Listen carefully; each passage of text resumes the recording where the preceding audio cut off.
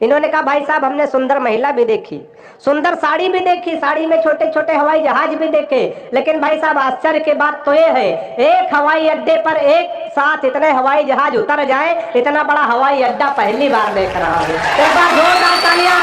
व्यंग हाथ में बड़ा अंतर होता है, हाथ से आपको सीधे समझ में आता है, बिल्कुल एलोपैथिक दवा की तरह। व्यंग थोड़ा होम्योपैथिक की तरह होता, देर में समझ में आता। तो लेकिन कमलेश भाई के इतने अच्छे व्यंग थे कि बिल्कुल हाथ से और व्यंग मिश्रित था। व्यंग का तो एक उदाहरण भी मुझे याद आता है श्रीकांत भैया, कि व्यंग थोड़ा देर में समझ में आता। मैं ये दो पंक्तियां जो पढ़ता हूँ, जो कहने जा रहा हूँ व्यंग की बात, जब समझ में आप तब ताली बजा सकते हैं, कोई जरूरी नहीं कि आज ही बजाऊं।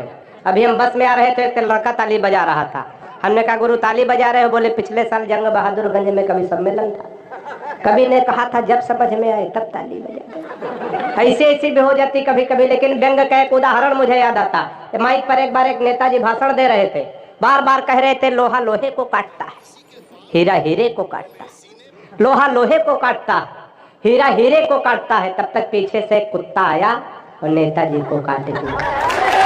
15 दिन का टाइम है, जब समझ में आए तब ताली बजा सकते। लोग कहते हैं कि विकास नहीं हो रहा, अच्छे दिन नहीं आ रहे। एसडीएम साहब आप तो नहीं कह रहे कि अच्छे दिन नहीं आ रहे, अच्छे दिन इतने आ गए कि 100 नंबर डायल करो, पुलिस आ जाती है, 100 रुपए दे दो चली जाती है। अब इससे अच्छे दिन और क्या आएंगे? बड़ी एक बार जोरदार तालियां आ गए।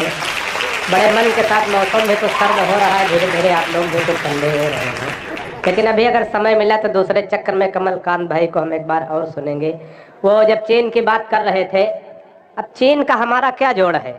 चीन हमारे आगे तो कुछ है ही नहीं, 2.5-3 फीट के वहाँ जवान है, हमारे यहाँ 5-5 साढ़े 5 फीट के।